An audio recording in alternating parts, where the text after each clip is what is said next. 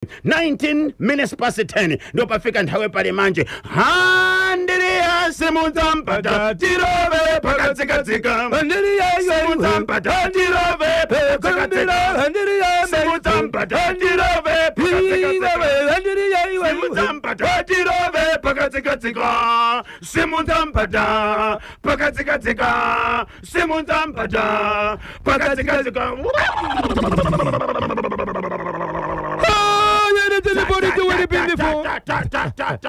reporting to the air. Nicodemus.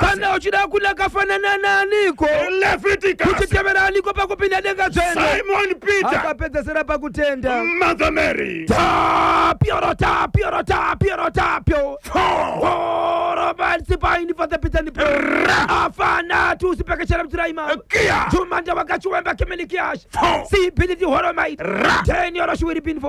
Walk out to him, see Pinitin, what a mighty, dangerously,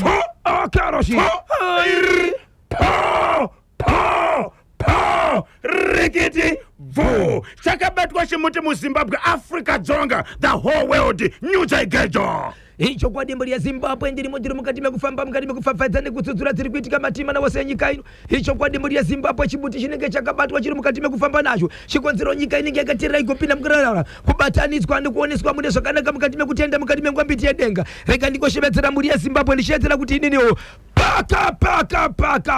paka wedza goto. Chekuwedza batanidzere gutu chiri kuti kudini wedza goto zviri kuwedza zvese inzvimbo imwe chete iyo. So ndine nhatudza ndinadzo muri yeZimbabwe ndichakupai update yekuguruve kuti yapapi yevanhu vatatu vakamuka vakafa muimba imwe chete. Ndichakupai nyaya yekusanyati kunonzi kusanyati kune vatezvara vakabatirwa message vachisenda kumessage kumuroora kuti muroora akazvitakura parisepa muviri pangu mwana wangu akukava ere ichibatwa nemurume. Nyaya yanda kutaura panapa ndiye kuwedza. Yekuwedza yakamira sezvizvi. Kune murume akaroora mukadzi wake, aroora mukadzi wake. Murume uyu achibva musiya achigara pamba pana vamwene nevatezvara. Iye achibva aenda kunze kwenyika kune imwe nyika iri pedyo nemunyika iri muno muZimbabwe. Aenda kudaro Zimbabwe ndokubva anogara ikoko ari kubasa. Aitumira chikafu chake pamwe chete nekuona nekufona achitaura nemhuri yake, vana vake achitaura navo mudzinhare, vana vachienda kuchikoro. Zimbabwe zvakaitika ndezvekuti izvo vamwene vakangofuma vakachigagaka vachiti kumuroora, handifungi kuti vana ava vana vevana vangu vomwana wangu, handifungi kuti vana ava vana vemwana wangu. Vazukuru vangani vari kudhautwa nevamwene kuti havasi vana vemwana wangu? Vaviri. Wana asati aenda kuchikoro newana turi muECDA. Zvadaro muri yeZimbabwe amwene avanotaura nemurume vakabva vataura ivo nemuroora wavo, vamwene vachibva vatora munin'ina wemurume ndobva vaenda kuma-DNA test vachibva vaudza mwana wekuti pane suspect nezvandiri kuona, ndichamira handikusiye mwana wangu. Mwana wekuti arambe zvakamuomera, amai vakatungamira mberi. Vachibva vaenda kuma-DNA test nemunin'ina wemurume ane vana ava nekuti iye haasi munyika yeZimbabwe, ari kunze kwenyika yeZimbabwe. Vakaenda nemwanakomana wavo ari munin'ina ndobva vaenda kuma-DNA test. Vachisvika kuma-DNA test mukoma KP ropa ndobva raramba kuwirirana. Baba munini nevana ropa rakabva raramba kuwirirana. Muri kuti bamunini nevana ropa rakaramba kuwirirana pakuita sei? Vari kuti iwo ropa ravo kana kuri kuti rakafanana neremukoma wachona, kureva kuti vana avazi vana vevana vavo. Kuma-DNA test zvaramba kuti murume uyu akwanise kunzi iye nevana ava vane ukama. Zvichireva kuti bamunini anova mwana wamai ava havasi mwana. Pari zvinozvi ivo vanoti munin'ina uyu nemukoma wavo vana vavo ende vana vababa mumwe chete. Ndo zvavandirika. Saka kana baba munini varamba kuwirirana nevana, amwene vari kutoshevedzera kuti saka vana havasi vepano nekuti vangu vana inini saamwene ndevepano, ropa ravo rakafanana. Saka iwawo vana vako kana varamba kufanana ropa nemwana nemukoma nemwana wangu uyu anove munin'ina wababa vevana vavo, kureva kuti vana havasi papi, havasi vepano. Vachibva vafonera mwana wamukomana anove ndiye muridzi wevana, zvikanzi taina nemunin'ina wako zvaramba kuklika right kureva kuti vana havasi vako. Murume akati no mirai regai nditore off ndiwe ikoko. Murume achivatora off amai kumagunde yemotokari inofamba amekumagunde murume paka apindira pawedza guto. Mwana uyu murume uyu anga achishanda ari kupi? Anga ari ku South Africa. Ehe, nanhasi ndikoko apa akangouya seofu yekuzogadzirisa zvinhu kuti zvinhu zvakamira sei. Munoziva kukanzi mwana asi wako autogadzikani nekuti ndiye akatoenda kunoshandira ku South Africa. Vese vana vari 2 vakanzi havasi nokuti vana varopa ravo ivo rakafanana but rakasiyana nababa. Okay. Muroora aneta mukomana abva apindira asati atanga kublema mukadzi wake ndobva apinda akati mama regai ndinopinda ndega mutipa nevana vangu. Achinopinda nevana vake paka ropa revana ava neropa rababa vabva South Africa zvapindirana. kureva kuti ropa rasiyana ndera mukoma nemunin'ina. chichambe chatsoka manje kureva kuti kuna amai kureva kuti ane vana vakasiyana ropa. Mukufamba kwedu tiri masiyaiti tiri matikitiva, tiri masiyaiti tiri matikitiva. Mukufamba kwedu tiri masiyaiti tiri matikitiva, tiri masiyaiti tiri matikitiva. Kukufamba kwedu tiri masiyaiti tiri matikitiva, tiri masiyaiti tiri matikitiva. Po rigiti vu. Matiti chakaitika. Baba nanhasi muwedza muri kushedzerwa shoko rokunzi rakazvirova rikashamba kufarira nekudana mai nyanga inozobata amai vako. Daro mukoma KB nyaya ndiri kutaura yemhuri yeZimbabwe yani 5 months yaitika munzvimbo yewedza. Tane mwedzi inokwenda kuita iyo mushanu nyaya iyi yaita sei yaitika. Nyaya yeungana pambaka yatenderedza baba vakuziva manje kuti vakuoneswa nevamwe kuti nyaya makatanga iyi baba yadzoka kwamuri. Muroora haana kuita gumbomba kunze akatoita gumbomba kunze mundati ndi baba venyu. Baba vachibva pinda nevana vavo baba vari kuona kuti amai ava amai nababa vanova ndivo vabereki chavo amwene kuti kumuroora vana hasi pano vane vana 3 vakomana 2 nemusikana umwe chete vese vakapedza chikoro Zimbabwe vakadzidziswa nababa. Ndokuzoonekwa kuti mukomana nemusikana vaya 1 akaenda kumadini ine vana vemukoma nemusikana ndo vanoropa rakafanana varipo 2. Ane vana vakanga chinzi hasi pano ndiye ane ropa rimwe chete rafanana nababa vepamba ndiye mwana wepamba 2 vese ava havasi vepamba. Amai ava nemurume wavo vane vana vangani? Vana 3. Mushure mekunge zvaitika izvi mwana aenda kuma DNA test aona kuti vana ndevake. Yes. Nyaya yakasvika munzeve dzababa. Yakasvika munzeve dzababa. Vachibva kuti ndinodaka kuitawo matest nevana vangu nekuti vanga kungobewa nevangunzi nyaya makaendesa yei ona iyo vana vabude vari veuyu but vana venyu vacho zvakare vaita uropa rakasiyana kureva kuti pakati pevana venyu pane venyu pane vasiri venyu kana kuti hapatori navenyu asi kuti zvibude nemiwo endai kudhibha padzinobuda tichiona dzinosara nezvishambwe. Pavakaenda kudhibha baba zvakabuda zvichiti kudini? Pakaenda baba kudhibha mwana komana ane vana uyo kuSouth Africa ane vana vainzi vasiye pano ndiye ane ropa rakafanana naivo nababa. Vamwe 2 ava mukomana nemusikana uya bamunini vaya neumwe musikana wanike ndo vasiri vepo. Baba vanotera zvakaona semunhu mukuru ndokubva vanyarara zvavo but hama manje dzaichoka nekubaya rakazurwa rikashamba vakomana toita sei.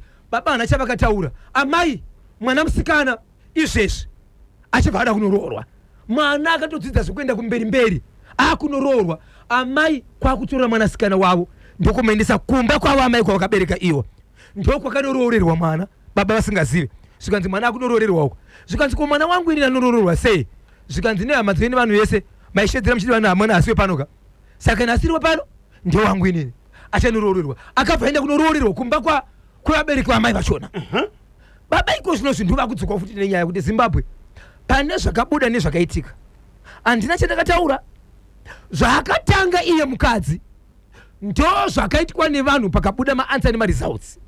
Inini handina chandandataura ndakanyarara kana pane zviri kubuda nekutaurwa nevanhu zviri kutobva kumasaidhi inini dzababa wepamba ndakanyarara asi chokwadi chakaonekwa andina comment kana shokura ndati ndaisa akuchitora vana vari pamba akuenda kunoroorerwa kumusha kwavo ndobvunza kuti maendesa mwana kunorodza kuzvikanzi pakabuda mashoko ekuti mwana asiwe pano zvikanzi neni here zvikanzi kunyangwe nehama dzikadaro makafanana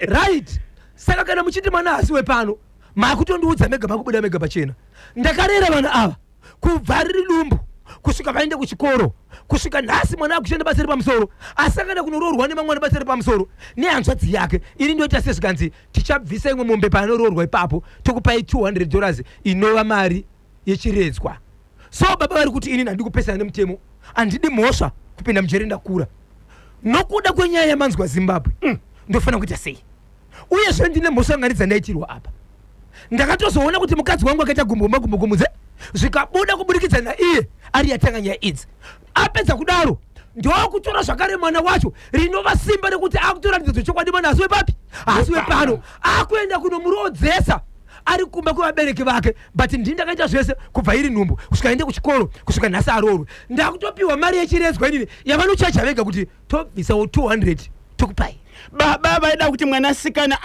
aroorerwe pamba pavo vari kuti handachana ndinataura kana ndisati ndataura mwana ndiwe pano uyezve kana kuri kuti hasiwe pano andobuditswa nenzira dziri pamutemo good togara pasi amai muri kuzviona riri mari zausati chii saka muri kuti kudii wopopora wega nokuti chiri kuita pamushinda ende ndo vakazvitanga ende pavakaitaura nyaya dzemadna amayo vairatidza kuti vanoziva kuti madna anobudisa chokwadi asi chokwadi chazobatani iwo waiva kubudisa mwana uyu akuenda uku kana chabuda chiri chokwadi alright mwana rungobuda here ndakamuchengeta achinoroorerwa kumwe ndisina kuudzwa nokusumwa amwene makatsika chimbambaira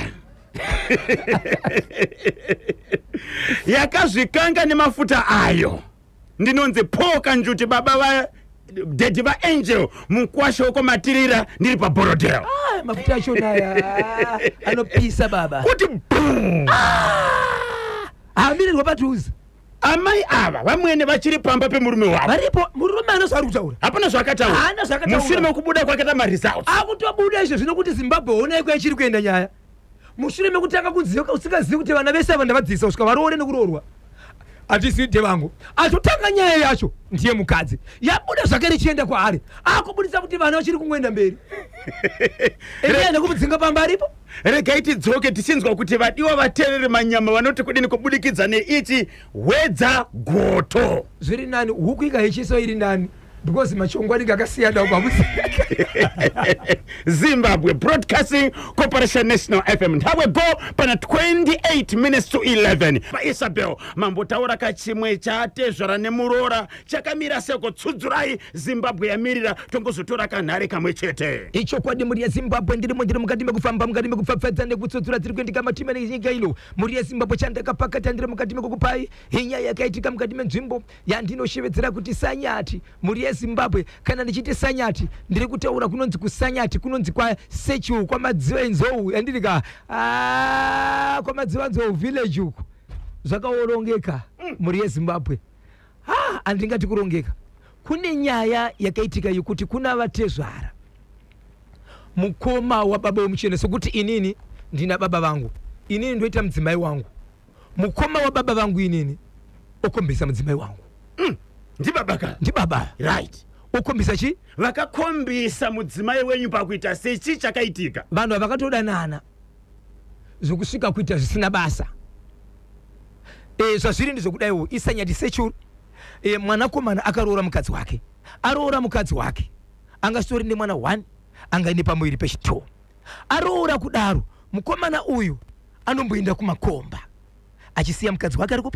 ari kokomba zvadaro mukadzi ane pamuviri mukomana adzoka kumba ari kusangana nemeseji mufoni yemukadzi yekuti wamukasei umwe wangu parisei pamuviri mwana akutamba here arisei mwana wangu mwana akutamba here imeseji iyo ndokutsvaga meseji ndokuona iri kubva kunani kuna baba vake baba mukuru mukoma wa baba vanhu vatezvara kumuroora iwe chiichi message yawanikwa right mukomana anotora message anoenda kunoudza vamwe vokama nivagarisane kusanganisa inonzi Vitco Committee pamwechete na Sabhuku ndobva aendesa nyaya yake aendesa nyaya yake nyaya yakatorwa mazuva isina kuitwa vanhu vakangonyarara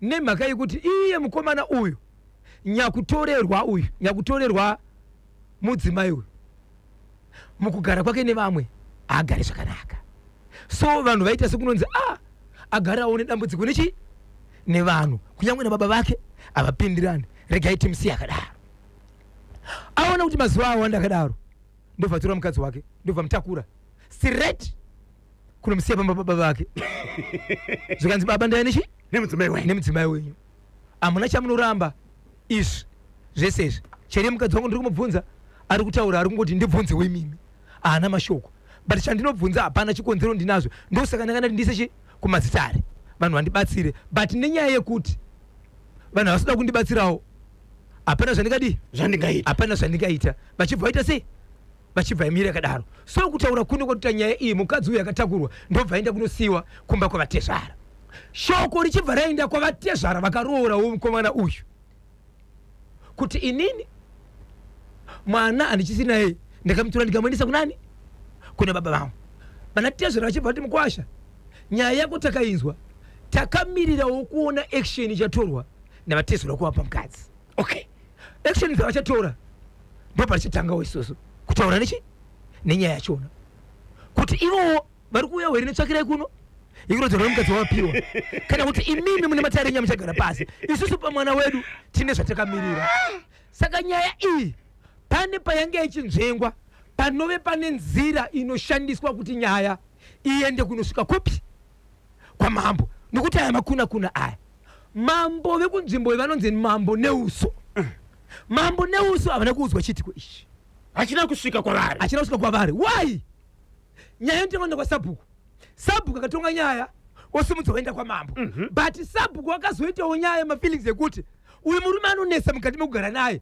handidiwo kuita nyayani handidi kuita naye so kuti ijambe kuenda kwamambo inonesa nokuti angwasakonesa nyaya iyi ndiani Sabhuku akabatira pamafeelings yes ekusagarisana zvakanaka kwomurume akaunza nyaya kudaro nevamwe okay saita kuti zvimise kuti nyaya isimire kuenda kwani kwamambo nekuti aya makuna zvakanoda kwamambo aya saka iko zvinoti pandapedzisira nyaya yemukoma KB musi weFriday muroora angatoendeswa angatori ne2 days ari pamba iwo babawo zvakareva nemukadzi wavo hatizivi kuti kugara kwavo zvakare nemuroora wepamba vari kumutora sani nokuti auya achinzi tava nemukadzi wenyu uyu mameseji aya muroora mudzimai achibvunzwa nemurume mushure mekunge meseji yabatwa akabvuma kuti ari kudanana nababa handizivi bvunzai baba muroora akura sei ane mwana 1 nepamuviri ari kuma 25 yes baba mukuru vanova baba vari kudanana nomuroora vakura sei mfunga 52 mukomana akura sei mukomana 27 years yeah baba vemukomana uyu chaivo vari kupi varipo ndo vari kutonzi haatowiriraniwo nawo nababa wake futi hawiriraniwo futi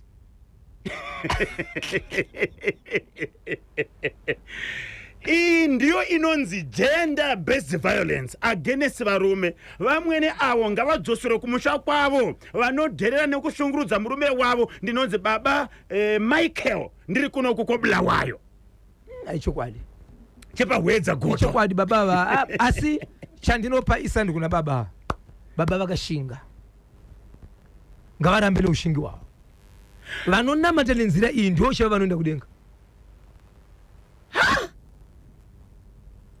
pakaipa rega tinzwa kubva kuvateereri kanyamba nabhosho mamuka se kekekeke hanzi nababa Shero hanzi uchachema nani wazvitemera bazi raugere iwe vamwene avo ngavamiswe ndati ngavamiswe mwoyo wavo wakaipa ndinonzi mai muku ndiri panotoni bhosho ngora nakanyemba magonatani ini kufunga kwangu vana avo sezvo vakura kuva hanzi ngavazvibhadharire mombe dzekutenda kuchengetwa kwavakaitwa nababa vavo endi baba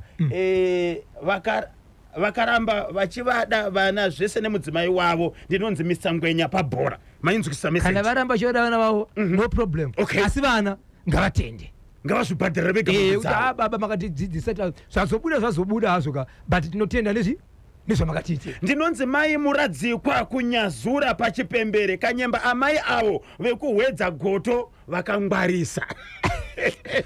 Pakazongwara ngwanduka mai. Ndo vakangwarisa zvikunotsvaga muroora ka kuchibva kwabuda chi nyaya dzavo.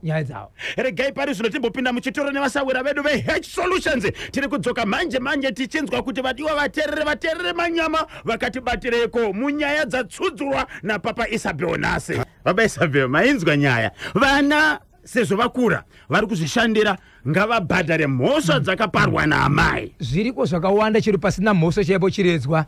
Vana mazuva ano ukangokura unozvibhadharira wega. Ndizvozvo. Ende zvinokonzeresa ukasabhadhara. Mr. Chipanda, okay? Hanzi osarudzaka zviviri zvokuita. Wani obhadhari wakaenda kumatare edzimhosva kana kuti ongonyarara zvake obvuma defeat baba Isabel. Amene kuti munoti kudini baba Isabel? Pakaoma ngoma. Pakanyanya. Chakanyanya. Zvinoda mate izvo. Kiki chekuhwedza icho mahwani ayo bhutsu yavamwene yakatorwa nembwa. Ndinonzi mai mere ndiri kuno kwaMutare.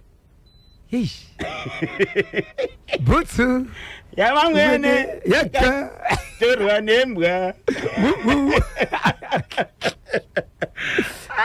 Vateereri hatina zera nawo. Regai katinzwe mashoko ari kubva kuvasawira vedu.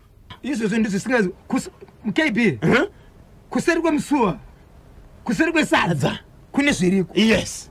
Asati azviziva kapo munhu asingataureka munhu asina kumira mushe hatizivi kuti ari kufungei. Hai, saka oita sei kugugwa gogo pane nyaya yataurwa nemurume wekumwodzi kungonyarara kana kuti rega timbopinda kamuchitoro timbonzwa kuti vasawira vedu. Asi musati madaro mataura kuti mune update yekuguruve pane vanhu vakawanikwa vakafa mumba mushure mekunge mwana aenda kudhorobha reHarare kunohodha achidzoka akaonaka amai pamwe chete kane mazukuru vari mumba. Nyaya yasvika papi? Ichokwadi muri yeZimbabwe nyaya yekuguruve Nyakapupu chief chipuriro panumber farm number 32 kuma plus kuma A2 andidika muri yeZimbabwe kune mhuri yakawanikwa mushure mekunge musi weSunday vanhu vakatoonekwa varipo uyezve amai vane vana vaviri vanogara namai vavo mukati meguta reHarare musi weSunday vakatofona pafoni vachifondera mai vakataura nawo kureva kuti usiku weSunday uchizomuka uri Monday ndo pasita kuzoonekwa vanhu zvachose. Asi pachizoitwa tsvakurudzo pakaonekwa kuti pamba apa pane motokari inoratidza kuti yakatombofamba kutenderera paruvanzi.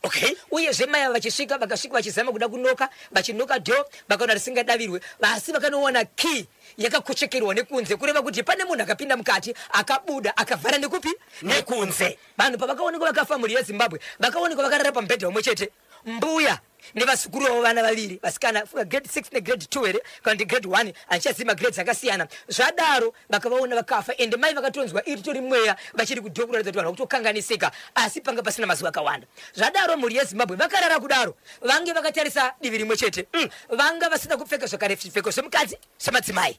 Ende panoratidza kuti pamubhedha pakaonekwa pane chimwe chinoratidza kuti chinenge chiropa zvokuti mapurisa vachaita uongorore kuti chii chakaitika sekuti kungave kurepa kwevana here kana kuti sei but nzvimbo dzakakuwara dzimwe pasina. Saka izvezvi pane uongororo iri kuitwa. Saka shoko randikutora nderekuti vanhu ava mitumbi iri kuitwa postmortem nhasi ndo pachazoonekwa zvimwe zvezvimwe uyezve mapurisa achiita tsvakurudzo kuti vaone kuti chii chakamboitika nemhaka yei uyese wai nzvimbo iyi yanyanya kuita mukurumbira wezvinhu zvakafanana nezvizvi. Tinotenda mapurisa vari kuita tsvakurudzo vari kuita investigations tichanzwa kuti nyaya yacho inenge yasvika papi uye chii chakakonzera rufu rwevanhu vatatu ava. Ndianiko akapinda mumba ndiwo kabasa remapurisa ka tinotenda nebasa rakanaka ravari kubata. Baba Isabel ingondipira ukasando kuna Bishop Mutsvairo. Hey, Bishop Mutsvairo. Papa. Muri yeZimbabwe zvimwe zvinhu kana Bhaibheri rinotaura kune vanhu vainzi vana Sauro. Vakazouya vana Pauro. Okay. Vana Sauro ava mukoma KB. Sauro basa rake aita kutomunyorora musiba.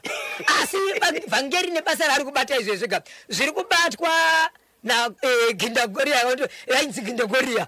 asi kushoko raMwari ko zvinozve vari kuAfrica yedu Bishop Mutsvairo aiwa basa riri kubatwa ndakakwanisa kuota nguva yekumbobata tiripo ipapo tichiona vhangeri richiparizwa aiwa muri yeZimbabwe rikandikoti izvo makadi zvenyu sekuru nambuya madyire vakanga varipo mufundisi mai mufundisi Temba mubobo vange varipo muvhangeri Tanaka Maida muvhangeri Bhalani Mutsvairo pamwe chete namuvhangeri Zviwati pamwe chete namuparidzi Mazura mai Kondo mai Mugabe pamwe namai Mafore vakanga varipo basa richibatwa aiwa vanhu vayo nikuporeswa vachinamata varipo nesuwo takatera nguva tiripo richiti aiwa Mwari wakanaka Mwari anokudzwa kana chichwa nokuda kwaMwari mwana wese ngapone munhu wese ngapone agobvavata in the name of Jesus kuti vaporeswe tinotenda regatinzwe kuti ndiani achavharisa kachirongwa chedu havana kuita simba chikonzero vaizwa vaine munhu wemurume vachitwa bonde nemunhu wemurume but mumba musina munhu vari amai zvakazoitika kumberi tinotaura muri yeZimbabwe ndiri pano right ndobva ndabva ipapo ndopindira kunzvimbo yeNyamandlovu kuNyamandlovu muri yeZimbabwe kune village kana kuti nzvimbo ina sabhuku yanetsa yokuti pakati peusiku mudzimba mese muri kuridzwa whistle kana kuti pito maririro inoita mumwe nomwe anonzwa kuti yaramba mangu but mumba muri kurira pito mumba mune vana vadiki 5 years zvichitsika pasi hapana munhu ari kuonekwa achiridza pito nguva inoridzwa pito vana vese vanoita simba rokuda kuvhura dhoo kana risina kubvara zvakanaka vari kubuda panze pakatomboita vana vaviri vakashayikwa vakazoonekwa after 2 days but vana ava vachionekwa njere dzavachete zvakanaka ndiani anenge aridza pito zvacho zvakaitika imomo izvozvo ndo zvaita kuti ndoye nenyaya panapa ndichikuudzai muri yeZimbabwe kuti chii chiri kuitika ndopinda mukati meguta reHarare ndaendoroshovori bhinefo vakachiwemba kemenekiasha hati airi chaida ndimi baba pati nokuti chatiri kutaura mabhirima emuswena ishe kana vakutaura vanoti mashoko pane vamwe vatachima mukati menyika ino asi kana ndavatuma ipapo muchavaona sekendini but havazii nini zvakabva mukati mengwembiti redenga hanzi kudini Harare Waterfalls okay Waterfalls pane nyaya yekuti amai nemurume wavo ndokuvaka musha vane mwanasikana inova first born ane 23 years okubereka mwanayo kubva last year haadi kuona kana mai vakakatiza vabereka asi kuvaona why akaseka nemuprofita zvikanzi uri kunyeberwa pamapenyu pauri kugara amai vari kugara navo pasiro mai vako uri kunyeberwa hey apo ndio mai vacho okay ndopinda saka zvinhu zviri kumberi zviripo pano Waterfalls iyoyo vanhu vari kurwadziwa nezviri kuitika mwana achiti uri kuona vabereki vake asi amai ndovabudiseni taurai neni ndiri muroora mumusha mananga ndiri ndo mimba yangu yekutanga vamwe nevamwe vanozviziva hama dzemurume dzinozviziva mabirth certificate aya makadhi ekuclinic aya asi mwana ari kuprofita kuti hazi baba vemwana vakaenda kumuprofita zvikanzi ndiri kurevese baba mimi musana kutama neni udzai mwana kuna mai vake hei saka muprofita ari kuti amai vemwana vari kupi ameno saka ikuzvo zvatopesana amai nevana vachasangana ndobva ipapo mukati meguta reHarare maita security company inoti after 3 months ndopa inogona kuzobudisa kana $20 kupa munhu inoti kumabasa atinokupai kuti kambani yakati ikatisheveza kuti isai magadhi tikaisa imomo hamuzi kubuda mari uyezve pana maneja ari kuti kuvanhu vechikadzi kana uchinoti mari yako ibude onde pakambani iyoyo izvi zvipatomboita noise so vari kuti kana zvakadai sezvinofanira kuti tiende kupi tinosvika kuti tikakarisira pamwe tarasika mukada kunzwa zvakawanda baba Isabel vari kuuya mushure menhau asi muri yeZimbabwe iri kunyunyuta kuti makapa musoro wenyaya wekune imwe nzvimbo muZimbabwe yasabhuku vakanorora mudzimai mumwe chete asi ane madzimai anopfuura 5 ari kutora madzimai evana vemunharaunda anenge vafa yes hanzi hamuna kuzoitaura nyaya iyo aiwa chiriko muri yeZimbabwe zvinobata zvido zvenyu kunyanya chinouya chikonzero chakagara chauya uye zvekureva kuti nevana vaikoko vanga vakamirira kuti hatichatozivi kuti kuivo vari kufa ava ari kuvauraya ndiani pamwe sabhuku akangoona kuti apo pakanaka apo obva adonedza vanenge vachida kukubatai kuti vasvitse nyaya kuchimuti munobatika sei ndachida ngokuudza muzukuru kuti kana wazondishayiwa kwandiri kuenda kunodyira Christmas uri kunodyira Christmas kupi tikasvika patollgate tichienda road yekuenda tingati kwenda kupi kwa Mtoko. Pambo lini toget hapo. Right. Wabuda pakona hiyo. Okay. Ipa hapo wakwenda kushamba. Wapata singori kwenda kushamba. Good. Ipa hapo. Unalikane papi? Wasika hapa Pachabwino hapo. Pachabwino. Yes. Right. Chiko Pachabwino. Pane mangu mashop sari para ipo. Amusukutaurere pa uyu boss shumba zvemunyati. Ipa hapo pa zvemunyati ipa hapo. Papa. Pasisa business center. Pasisa business center papa zvemunyati adirika. Ipa hapo papa. Christmas vagari veikoko mune muyenzi. Ndopa ndinenge ndiri. Manje munenge muri pabasa. Papa regai ndikudze kune dzimwe nzvimbo dziri kumaruwa. But ukapinda mukati usati wabuda panze unofunza kuti pakati peguta. Pakagadzirwa. Baba Isabel vanhu vari kuvaka nzvimbo. Vanhu vari kuvaka nzvimbo dzavo saka inini ndiri muedzi vada kundikokwa manonoka. Makatokokwa kudhaya. Takatokokwa kudhaya. Yes. Boss shumba zvemunyati. Aiwa. Aya vari kurira. Vari kurira. And toda kupromisa tichauya ipapo pasisa business center. Road show ipapo. Chimuti chakabatwa ipapo. Kuti mabatirwa anoitwa chimuti. Baba. Pana vanonzi mai anisu, mai skumbu. Mai skumbu. Vanobika sadza. Ipapo. Shuwere. Kaka. Ava baba ndinoda hangu kungovatenda kuti Mwari ndaavasimbise varambe vaine moyo wavainawo. Chokwadi. Ivo vana ava vakura vakadzidziswa vakaitawo mabasa avo anoonekera naye. Saka ndo vakuchifanirwa kubhadhara mhaka dzamai vavo. Vachitendawo baba ava kuvachengeta kwavakaita. Iye mudzimai oita sei oramba ari pamurume here nezvaakaita izvi? Aiwa mbuya ndavaenda. Uenda kupi? Ndavaende kumba kwavo. Kumusha kwavo chaiko. Asi murume we ari kuramba akanyarara vanoenda sei vasina kurambwa? Kunyarara mukoma bhozhoka. Kwakaoma. Kwakaoma unogona kugara uchiti ndiri kugara. Kungoti kufungawo kwamai vava kunenge kuri kunetsawo. Dai ndirini dai ndakatorongedza ndakaenda kare. Tiri kutaura nani ari kupi? Namai Mugodera vari paBraeside apo. Pari sei paBraeside? Pari right zvapo. Tinotenda 0713-938-538 0713-938-538. Hello pa National FM. Hello mkoma Kanyemba na mkoma Bosho. Mamuka seiko? Tamuka makati. Tinosimba kana makasimba tiri kutaura nani ari kupi? Na Patrick Chipanda kusendinari. Kuri sei kusendinari nasi mkoma Patrick? Sendinari kwakanaka chaizvo. Tibatsirei tinzwe. Ya murume uyo kwauri ndingangomupa kuti aite sarudzo pakati pezvinhu zviviri. Okay. Chokutanga chacho anogona kuenda kudare ramambo kana kuenda kucivil court ogona kubhadharwa nokushandiswa kwaakaita kuchengeta mhuri yake. Kana kuti chimwe chazvo anogona zvake kungonyarara obvuma kukundwa kuti vakamuhwinavo otanga hake kuzvishandira zvinhu ongonyarara osiya vakadaro. Ndo zvandofunga kuti ndo pasinhu zviviri kusarudza chaanoona chakamunakira. Panosarudza kunyarara apa anenge achigara nemudzimai wacho. Kana achimuda mudzimai wake anogara naye asongonyarara zvake. Okay. Kana achimuda kugara naye wasongonyarara. Kana asingamudiwo anomuramba oenda zvake asongonyarara osiyana nazvo. Kana achida kubhadharwa oenda kumatare edzimhosva. Oenda kumatare edzimhosva obhadharwa kushandiswa kwaakaitwa. Alright. Aiwa katinotenda regai tinzwe kuti vamwe vanoti kudini paita munangu Baba Isabel. Hello National FM. Amukazei. Chimuti icho. Ana mwenda. Iyo yasiti mama isagaire pandozopedza kutaura inenge yarira. Aiwa imi muri amwene kai. Azavaza kuti ndikamwene zvinoda kuti wamwene wacho kushandisa pa. Nekuti handi munonzwa kuti hanzi ukaita zvakanaka wazviitira. Ukaita zvakaipa wazviitira. Handi kuti vakaita zvakaipa vaida kufikisa mwana wamwe wanhu. Saka zvinzi iwe utori watete kwavamwe vanhu. Iwe utori muroora kwavamwe vanhu. Saka inini ngandizive kuti utori amwene kwavamwe vanhu. Utori kuti muroora kupi kwavamwe vanhu. Vakada kungwara kuti hanzi hedhiene iyo vachiziva kuti ndo vakapara mhaka mumusha mevanhu. Kozi uyu muroora vana vake vakabva vaonekwa gezi kuna baba mwana uyo wakauya naye mumusha musirimo yakabva aonekwa kuti haziwe imomo apa vachembera manje mbuya makore avo manzwa kuti mangani naye Baba Isabel. Aiwa vafamba.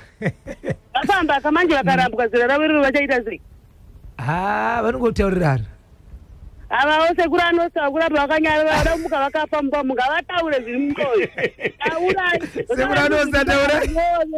Sekuru anosa taurai muri kunyarirei taurai zviri mumwoyo menyu zvibude pachena. Kuti kunyara vachamuka vakafa vari kuhope ikoko. Naima inosa. Chii chakapa kuti vamwene vati kumwana ndakuenda kunotsvaga ma-DNA test nokuti ndiri kudhauta vazukuru?